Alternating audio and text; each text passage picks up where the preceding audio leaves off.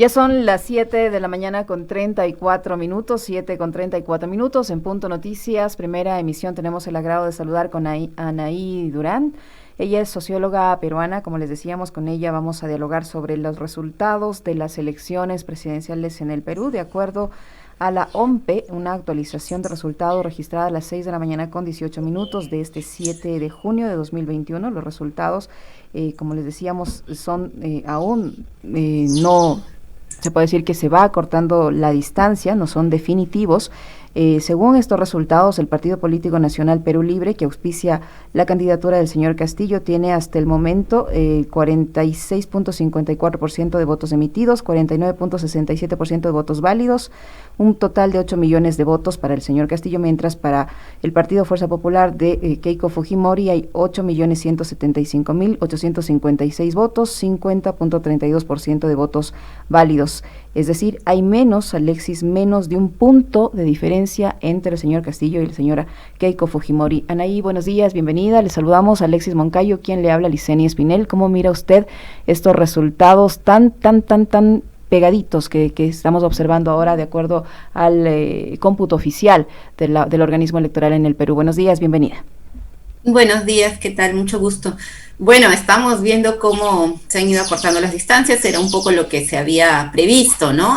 Lo que falta contar, este 10%, es básicamente el voto rural, voto del exterior también.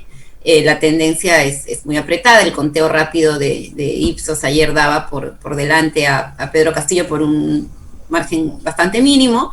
Creo que es resultado de una elección que ha sido bastante tensa, polarizada, y creo que el mapa regional también es muy interesante, ¿no? Keiko solamente gana en Lima y algunas 2 o 3 ciudades de la costa, ¿no? Hay un voto en el sur andino que tiene más del 60-70% a favor de Pedro Castillo. En todo caso, vamos a esperar los resultados finales, que se supone estarán a lo largo del día, y bueno, es un final todavía abierto, ¿no?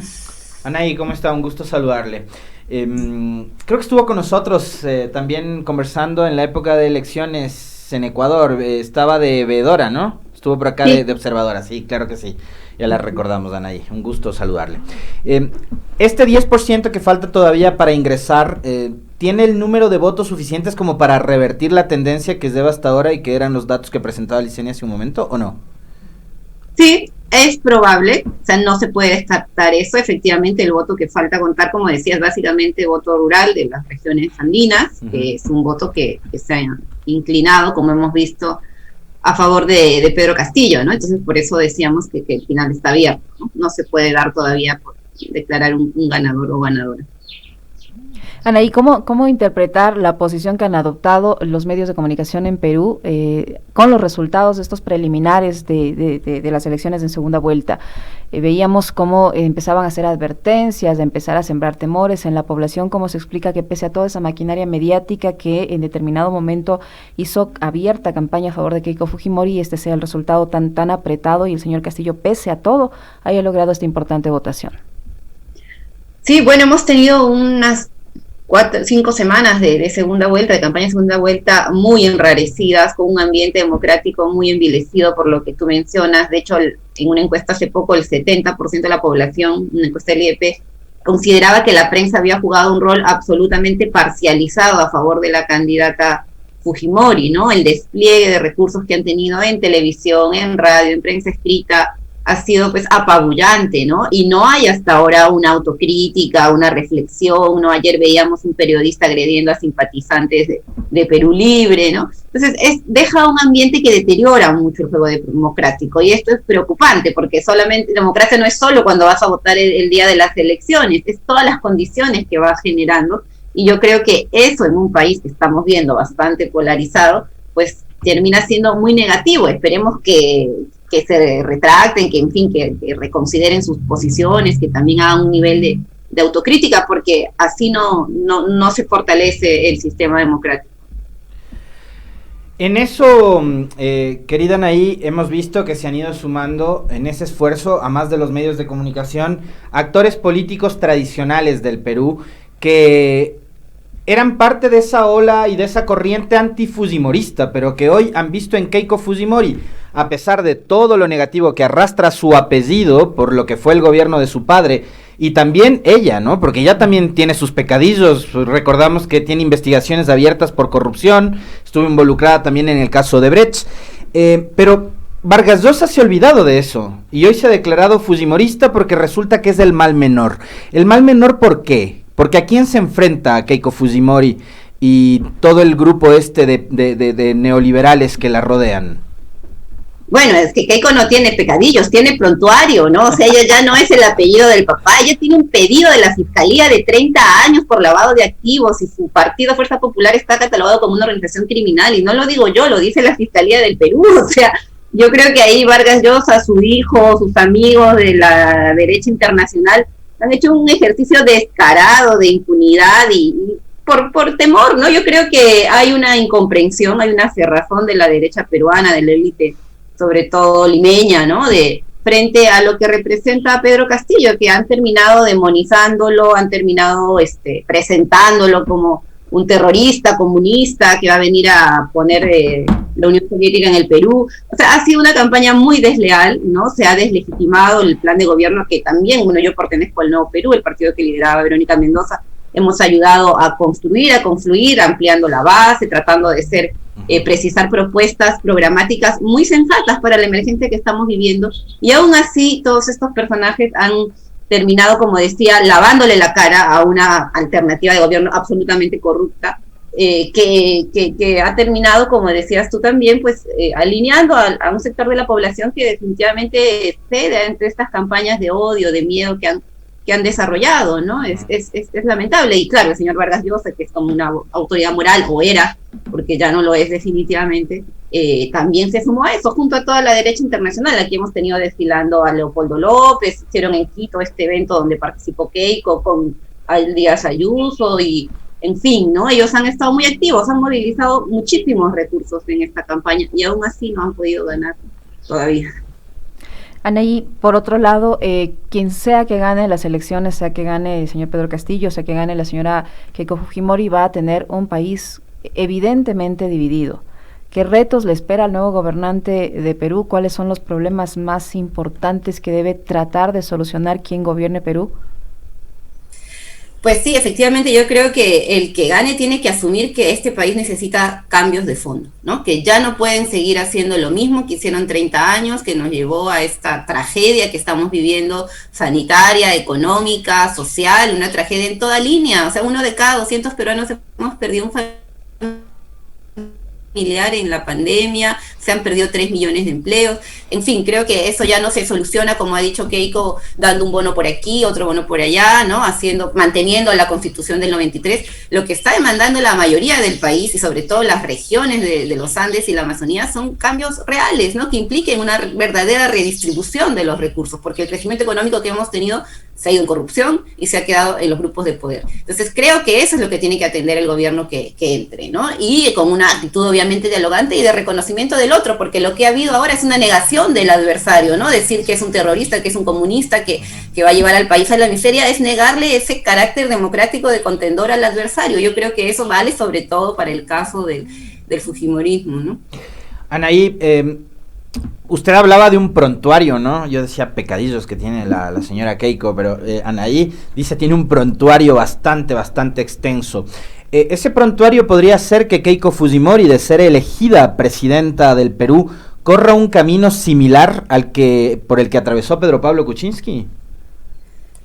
Pues vamos a ver, ¿no? Sus procesos siguen abiertos. De hecho, ayer el fiscal que lleva su caso, José Domingo Pérez, declaraba con mucha preocupación, porque si resulta electa y la condenan, pues su pena va a ser suspendida hasta que termine su gobierno, ¿no? Entonces, eso también genera un ambiente de inestabilidad y de erosión de los poderes, de la independencia de los poderes, ¿no? Si la justicia, ¿cómo va a operar ahí cuando la presidenta de la República está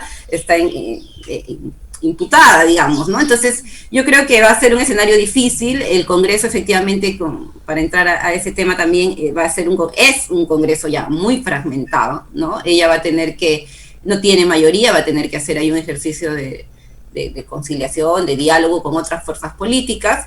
Yo no sé si sea el escenario de PPK. PPK fue que renunció él por el tema Odebrecht. No sé si Keiko esté dispuesta a renunciar y asumir sus procesos. No lo creo, ¿no? De hecho, ella ha siempre deslegitimado la acción judicial.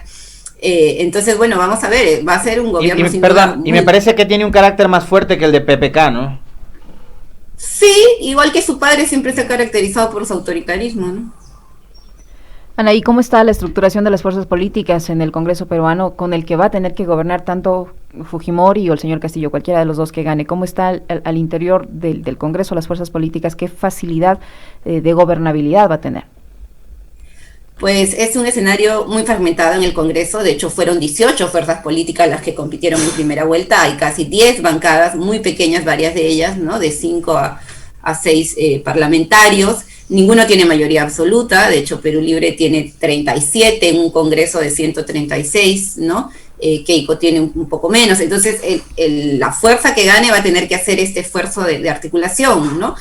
Además, con un Congreso que ya viene muy deslegitimado como institución, ¿no? Ha tenido episodios lamentables como la vacancia presidencial a Vizcarra, la imposición de este señor Merino, en fin, es un Congreso muy deslegitimado que la población ya ve con desconfianza, ¿no? Entonces creo que va a tener que hacer un ejercicio de articulación, de consenso, de diálogo para no entrampar y no caer en lo que ya han caído los congresos anteriores, ¿no? En esta polarización, pugna, disputa. En este proceso electoral, Anaí, uno, digamos que casi que se mire en el espejo lo que pasó en Ecuador, lo que pasa ahora en Perú. En realidad lo que está pasando en la región, vemos que todavía algunos meses para que Colombia llegue a la elección presidencial ya existe una campaña de desprestigio súper fuerte en contra de Gustavo Petro, por ejemplo, y todo lo que representa políticamente Petro y su entorno, o la centroizquierda en Colombia.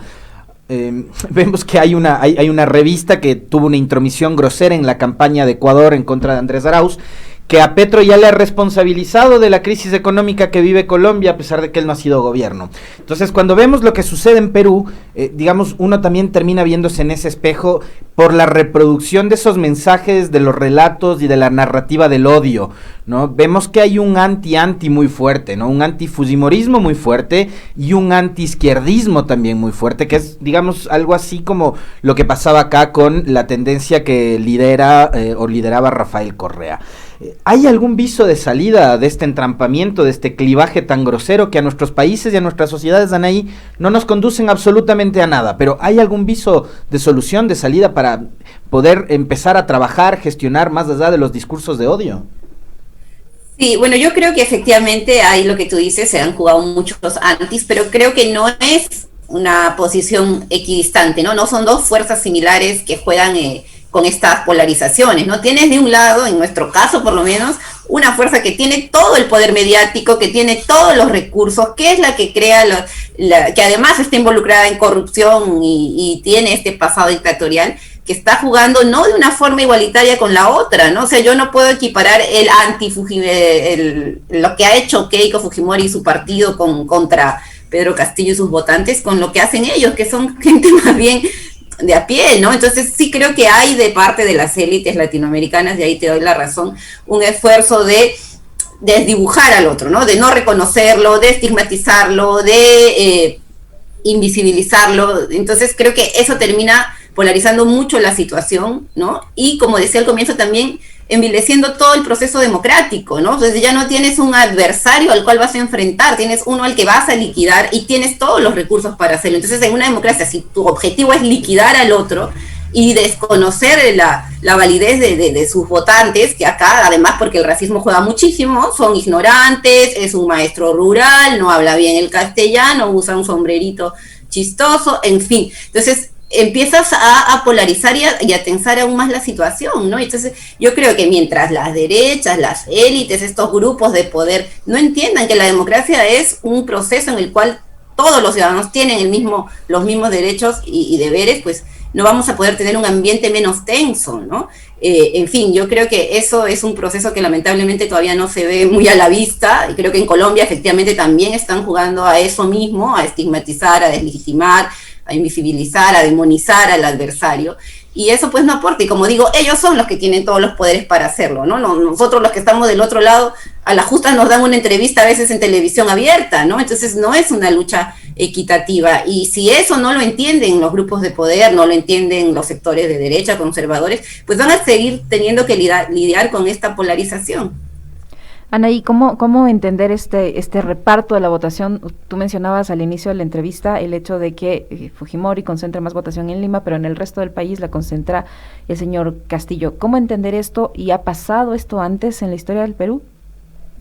Ya ha pasado, sí, efectivamente, el antifujimorismo, el rechazo al fujimorismo es muy fuerte en las regiones, sobre todo en las regiones del sur andino. Ahora se ha expresado con mucha más fuerza, salvo en Lima, en Lambayeque y La Libertad, que son 3 regiones en la costa, donde se concentra mucha población, eso sí, Keiko no ha ganado en otras con contundencia, ¿no? Mientras tienes a Castillo con un 80% en Cusco, en un 88% en Huancavelica, en Puno, en todo el sur andino. Y creo que ese es un voto que expresa el descontento de las regiones frente a un modelo económico también que se ha llevado los recursos mineros de ahí, porque son zonas además de las cuales salen la mayoría de recursos, y no ha redistribuido nada. Siguen siendo zonas con niveles de pobreza muy altos, ¿no? Con un abandono estatal muy fuerte, que además han tenido que enfrentar esta emergencia completamente abandonados por el Estado, ¿no? Y por esa clase política que ahora se burla de ellos, que ahora les dice que su voto es ignorante, no vale, etcétera, ¿no? Entonces yo creo que sí es un voto consistente por el cambio, ¿no? Por cambios de mayor profundidad. Si no llega a ganar el señor Castillo y se impone Fujimori, ¿se esperan días de convulsión social en el Perú? ¿Usted cree? Y pues yo creo que la crisis va a seguir abierta, ¿no? Y sí, efectivamente, gobernar con la mayor parte del país en tu contra, pues requiere un ejercicio muy, muy profundo, muy hábil, muy sincero también de diálogo, ¿no? Y creo que Keiko no lo ha tenido hasta ahora, ¿no? Vamos, esperemos por el bien de todos que todo se lleve con tranquilidad, ¿no? Y que se reconozcan los resultados y haya pues un margen de acción para que se imponga la democracia. Como decía, un juego limpio, ¿no? Vamos a ver, pero sí va a ser un escenario difícil, ¿no? Este proceso de aniquilar al enemigo que citaban ahí en esta entrevista con nosotros, llevó a que en Perú, durante el proceso de gobierno anterior, por efecto de los juicios y los casos que en las cortes estaban llevando adelante, un expresidente como fue Alan García tome una decisión fatal. Ese episodio de Alan García, Anaí, en su país, ¿cómo lo han procesado? O digamos, ¿tuvo algún tipo de influencia o no en la construcción también de las visiones, de los relatos? ¿O la cosa siguió como si nada? ¿Fue una muerte más de tantas que hay a diario? ¿Se procesó o no se procesó como debían hacerlo? Para entender que el lawfare, la persecución política, la judicialización de la política puede llevar a este tipo de extremos. No lo vi, es que se vio más bien como alguien que estaba escapando a la justicia, ¿no? O sea, no es el mismo efecto Lawfare que se pudo ver en otros países, ¿no? Más bien lo que quedaba aquí era la idea de que todos nuestros expresidentes estaban involucrados en el caso Odebrecht, todos, ¿no? Alberto Fujimori, Alejandro Toledo, Alan García, y claro, unos se enfrentaban a la justicia yéndose a Estados Unidos, como Toledo, que también se fugó, ¿no? Y ahora tiene un pedido de extradición, y en el caso de Alan García, pues también huía de la justicia de esa forma, ¿no? Entonces, era más bien una sensación de hartazgo de la gente, ¿no? Yo creo que fue su suicidio, lamentable sin duda para sus familiares y su entorno, fue finalmente un acto más en toda esta cadena de corrupción que se iba develando, ¿no? Y lamentable sin duda, pero que nos evidenciaba la profundidad de la corrupción en este país, ¿no? O sea, no puede ser que todos nuestros presidentes, como decía, elegidos en democracia, estén involucrados en esto, ¿no? Y por ahí va el tema de los otros juicios, ¿no? Creo que aquí el tema también algo de cierto, pues, efectivamente se judicializaron muchos casos de corrupción de políticos, no tiene esta connotación de que se esté utilizando, o sea, sí hay un sustento y un convencimiento de que ellos están involucrados, ¿no? O sea, de que sí se robaron, que sí hubo coimas, que sí hubo favorecimiento, reparto de favores, en fin, ¿no? Más bien de ahí la solidaridad con los fiscales y la gente que está investigando, porque sí se percibe que se están enfrentando pues a mafias y a poderes que han gobernado 3 décadas desde que se impuso el fujimorismo, el autogolpe del 92, ¿no? Anaí, ¿qué va a pasar con los procesos en contra del expresidente Alberto Fujimori si gana su hija por un lado y por otro?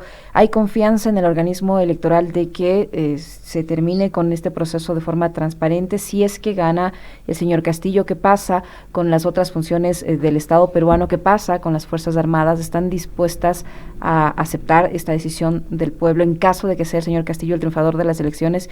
Y por el otro lado, si es que gana la señora Fujimori, ¿qué pasa con los procesos judiciales de su padre? Bueno, su padre ya está condenado, ¿no? Ya está condenado por crímenes de lesa humanidad y por delitos de corrupción. O sea, el señor ya está condenado. Ella lo que ha dicho es que le puede dar un indulto humanitario. Este ya es otra cosa, tendrá sus canales, sus procesos, ¿no? Esperemos que respete la justicia, ¿no? Pero el señor Fujimori está condenado. La que no está condenada todavía es ella. Ojalá que enfrente también sus propios procesos, ¿no? Ya no solo los del papá. Como digo, ella se comprometió a indultarlo, a dar un indulto humanitario, en fin, eso se verá. Ahí hay un proceso que también debe seguir su curso y ojalá lo respete, ¿no? Sobre los organismos electorales, pues hay confianza.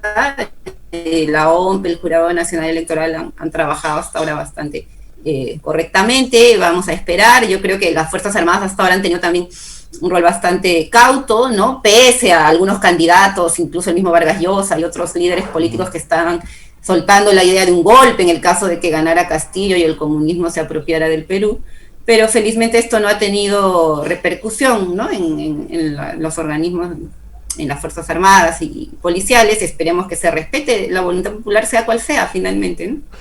Uno de los relatos muy parecidos entre lo que pasaba en Ecuador antes del 11 de abril y lo que ha pasado ahora con Perú, previo a las elecciones del día de ayer, Anaí, es que si ganaba Arauz se acababa la democracia, si regresaba la Revolución Ciudadana al poder, se acababa la democracia y íbamos a dictadura. Lo mismo han dicho en Perú a propósito de la candidatura de Pedro Castillo. ¿Cuál era la agenda política de Castillo que hacía que estos grupos más reaccionarios de la extrema derecha lo posicionen a él como un intento de dictador?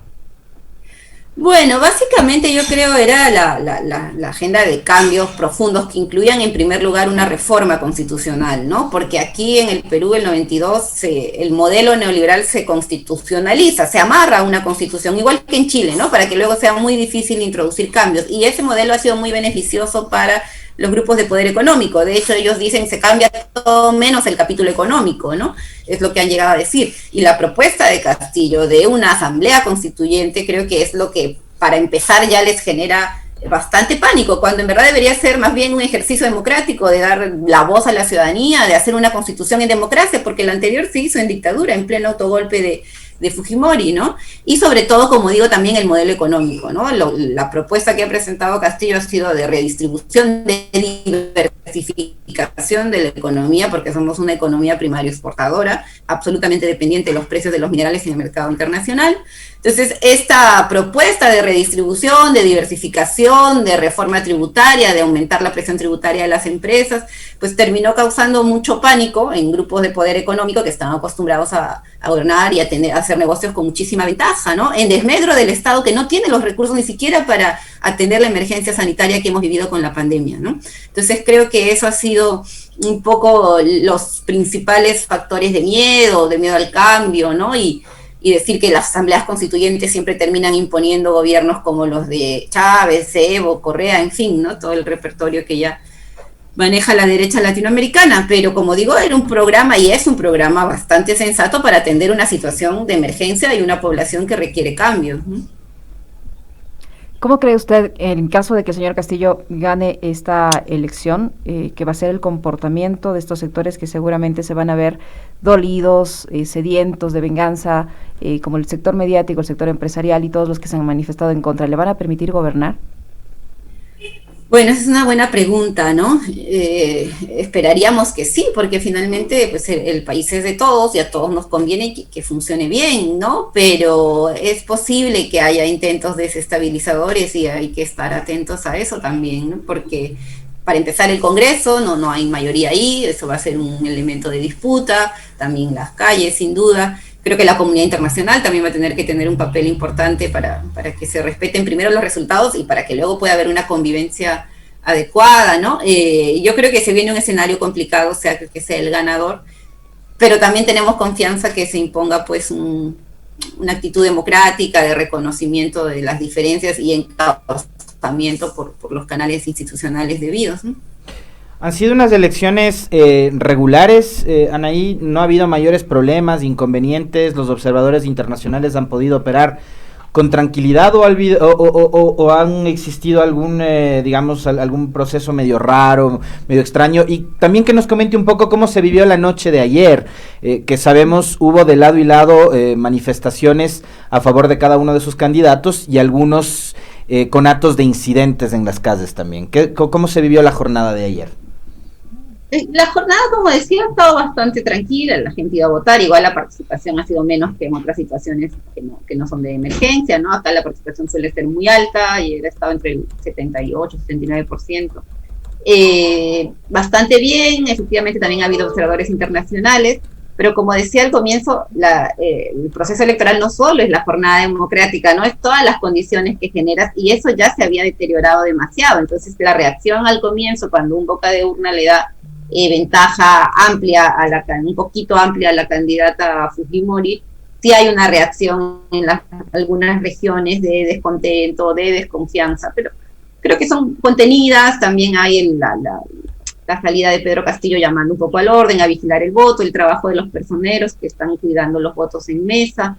Entonces creo que ha sido bastante calmado en esa línea, ¿no? Mucha expectativa por los resultados oficiales, ya se sabía que iba a ser un resultado apretado, así que creo que por ese lado se ha podido mantener la calma y bueno, vamos a ver ahora a lo largo de la mañana que ojalá se termine de contabilizar. Muchísimas gracias a Anaí Durán, socióloga peruana que ha estado con nosotros analizando el panorama electoral en el Perú. Les cuento a ustedes amigos y a usted Anaí que hay un nuevo reporte del escrutinio en el Perú que dice lo siguiente: 49.77% de votos válidos para el señor Castillo frente a un 50.22% para la señora Fujimori. La distancia es aún más corta conforme pasan las horas y todavía, como usted lo señala, falta el voto rural y el voto en el exterior. Este es un corte registrado a las 7 de la mañana con 17 minutos de este lunes. La última actualización de datos de la OMPE, la Oficina Electoral del Perú. Muchísimas gracias, Anaí. Muy amable. Gracias.